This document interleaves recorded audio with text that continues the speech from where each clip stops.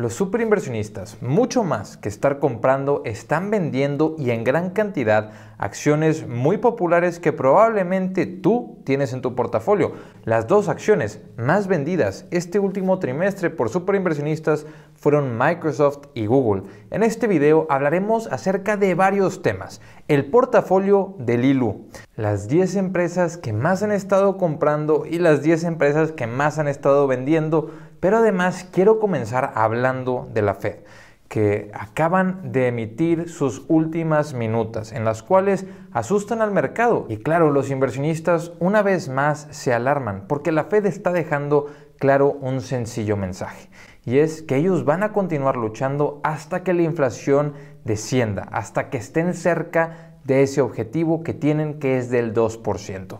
En otros videos he puesto o he formulado la pregunta de por qué es que la Fed quiere llegar a ese 2% de inflación. ¿Por qué no acercarlo al 2.5%, al 2.4%, 2.6%? Ese 2% es un número arbitrario, al que se dieron cuenta en las últimas 2 décadas que era un número cómodo en el que la economía podía funcionar sumamente bien y podían continuar teniendo o gozando de un crecimiento económico estable, mientras que el consumidor se sentía en un entorno seguro.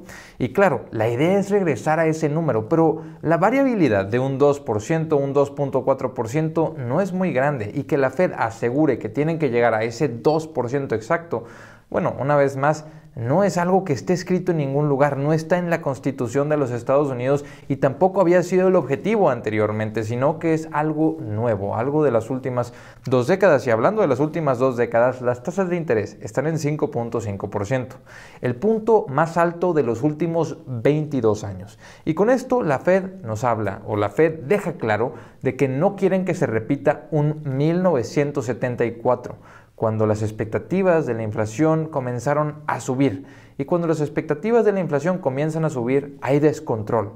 ¿Por qué existe este descontrol cuando las expectativas de inflación comienzan a subir? Bueno, porque los contratos se empiezan a estructurar de manera distinta, asumiendo que va a haber inflación. Además, los empleados buscan aumentos de salario mucho más considerables, y si no se los dan, se cambian de empleo, a donde sí se los puedan dar, creando un wage price spiral. Porque mientras ellos reciben más salario, pueden gastar más dinero. Mientras los demás ven que ellos están recibiendo más salario por cambiarse de trabajo, deciden cambiarse de trabajo o pedir un mayor aumento, con lo cual van a poder ir después a consumir, generando así un descontrol en la inflación. Lo que hace la Fed prácticamente es subir las tasas al punto en el que las expectativas de inflación están cercanas al, llamémoslo así, cero, o cercanas al punto objetivo y estable. Y es ahí donde las personas deciden ahorrar, deciden invertir. Con las tasas de interés elevadas, prefieres tener un ahorro porque sabes que la inflación está por debajo de las tasas de interés. Entonces estás recibiendo rendimientos reales por sobre el dinero que estás invirtiendo. Además de que lo estás recibiendo con una tasa fija, una tasa segura que te proporciona, por ejemplo, el caso de los bonos de los Estados Unidos.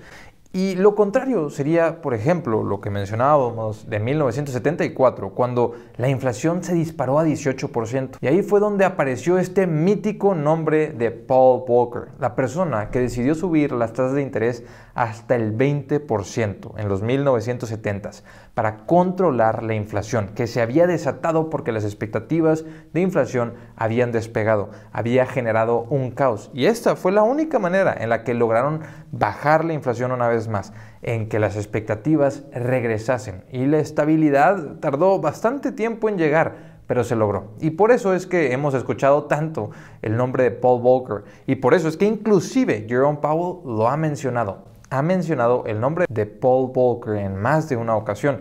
Y bueno, para cerrar este tema de la Fed, quiero dejar claro dónde este último reporte inflacionario estuvo, y fue en el 3.2%, donde el indicador de la vivienda, que es más del 30% de la ponderación de ese indicador inflacionario, el CPI, fue de un 7.7% a comparación del año anterior. Entonces, el componente que está manteniendo elevado el nivel del ritmo de inflación es un componente que tiene una lectura atrasada. Sí, la vivienda, con un 7.7%, ayudó a que la inflación se reportase en un 3.2%. Ahí les pregunto a ustedes, ¿dónde es donde ven la inflación? Ese 3.2%, donde 30% de la ponderación fue de parte de la vivienda, que es una lectura atrasada, que sabemos los indicadores de los precios de las rentas y los precios de las últimas ventas de hogares en los Estados Unidos han estado descendiendo continuamente por los últimos 3 meses, entonces será que en los próximos meses, llamemos noviembre y diciembre, ese indicador de vivienda estará mucho más bajo y dejará de ser algo que aumente el ritmo de la inflación y será o podría ser algo que inclusive descienda el punto o el nivel en el que se encuentra la inflación. En mi opinión, el trabajo de la Fed está hecho y lo único que deberían de hacer sería mantener las tasas en el nivel actual.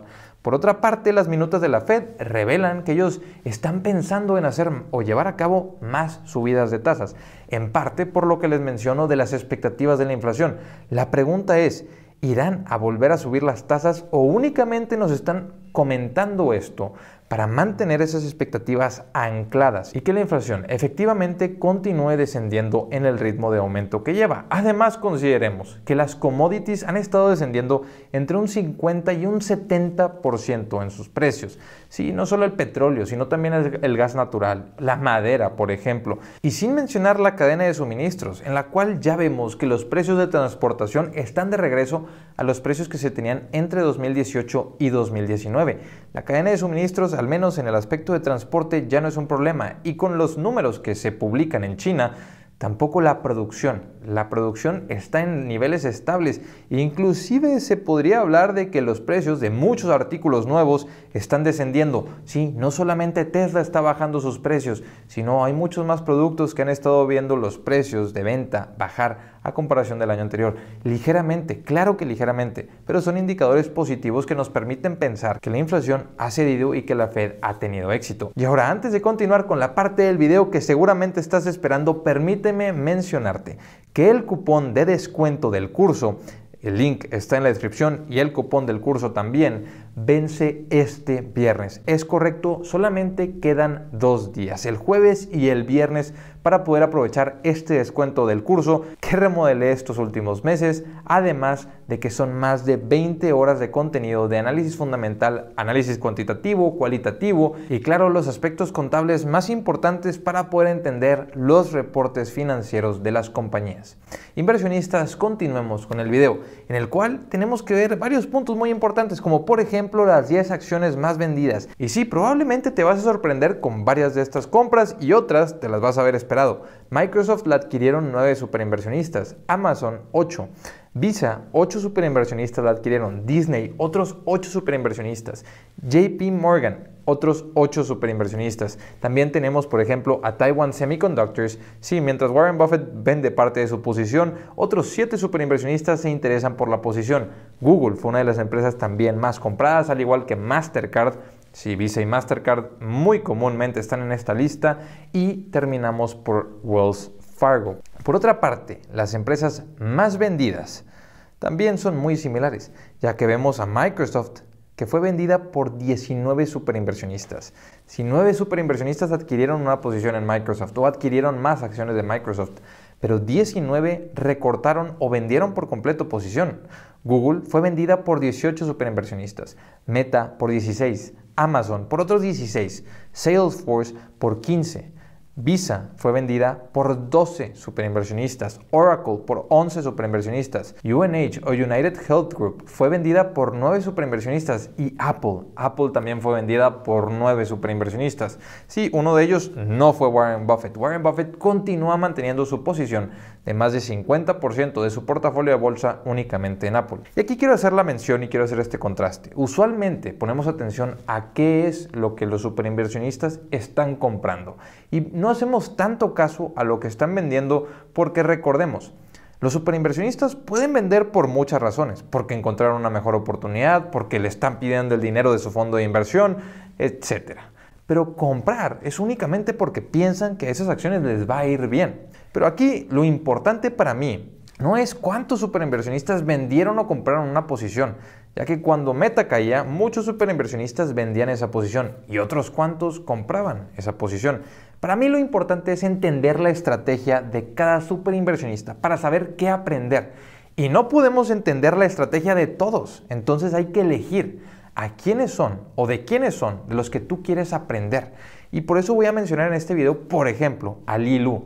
En el video anterior hablamos de muchos superinversionistas que yo admiro, pero en este video quiero mencionar brevemente el portafolio de Li Lu, que con 1.79 mil millones de dólares distribuidos en 6 empresas me muestra qué es un portafolio concentrado, qué es un portafolio en empresas sumamente estables, y hace un recorte de una empresa. Entonces, ver que 19 superinversionistas vendieron Microsoft no me dice que Microsoft ya no es una buena posición, porque por otra parte veo, por ejemplo, que Bill Gates, que tiene un muy buen portafolio, y Terry Smith, los dos mantienen a Microsoft como su posición número 1. Claro, 19 superinversionistas vendieron la posición, pero no sé qué hicieron con ese dinero. No sé si es porque ya no quieren estar en esa empresa o porque encontraron una mejor oportunidad, y ambas son válidas. Pero el tema para Li Lu fue, por ejemplo, que vendió una posición en la que él tenía 20% del portafolio. Micron Technology. Y sí, Micron es una empresa que también vendió Mohnish Pabrai. Por si no fuera poco, Mohnish Pabrai, que es conocido como el superinversor que clona a otros superinversores, él mencionó que Li Lu fue quien le dijo de la posición de Micron Technology. Entonces Micron, que los últimos 5 años dio un rendimiento de más de 130%, ya es una posición de la cual muchos superinversionistas se deshicieron. Ahora es raro encontrarla en portafolios de superinversionistas. Y como entiendo la estrategia de inversión de Li Lu, puedo entender por qué es que haya decidido vender esta posición y puedo entender el movimiento. Y aquí vemos el portafolio de Li Lu, que en su posición número 1 tiene a Google. Sí, Alphabet, que es una posición que agregó recientemente estos últimos trimestres. Tiene más de 37% de su portafolio. Sí, con ambas series de acciones de Google junta más de 37% de su portafolio. Por otra parte, su segunda posición es Bank of America, con un 28% de su portafolio de los Estados Unidos, porque él también tiene posiciones internacionales. Estamos hablando únicamente de su portafolio de los Estados Unidos, pero de igual manera son más de 1.79 mil millones de dólares invertidos. De tercera posición tiene a Berkshire Hathaway. Berkshire Hathaway, la empresa que dirige Warren Buffett y Charlie Munger, 17% de su portafolio. Apple un 8% de su portafolio y East West Bancorp también un 8% de su portafolio. Entonces aquí es donde yo sí puedo aprender, ya que veo que 18 superinversionistas vendieron una posición en Google, pero Li Lu, un superinversionista que sé que no tiene miedo de vender posiciones cuando ve que van a tener rendimientos similares al S&P 500, mantiene posición en Google, me puedo mantener analizando su estrategia, puedo seguir entendiendo qué es lo que está haciendo con su portafolio. Entonces, inversionistas, los invito no solamente a ver cuánto están vendiendo o qué están vendiendo, sino quiénes lo están haciendo y por qué lo están haciendo, ya que vemos que Li Lu vende su posición en Micron después de haber visto sus acciones más de duplicarse y él anteriormente haber mencionado que nunca mantiene una posición que él espera que dé un rendimiento igual al del S&P 500. Claro, en este portafolio en Estados Unidos, por ejemplo, me pone a dudar la posición en Bank of America, me pone a dudar un poco la posición en Berkshire Hathaway, que son empresas muy grandes, muy bien establecidas y no sé si vayan a vencer al mercado los próximos, por ejemplo, 5 años.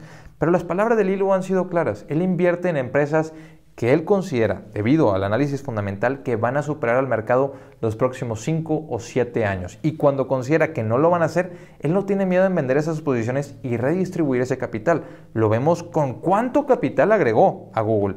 Por ejemplo, una empresa que él vendió en un muy mal momento fue Meta. Al ver su estrategia de inversión, yo sé que él invierte únicamente en empresas que son o que le parecen muy predecibles.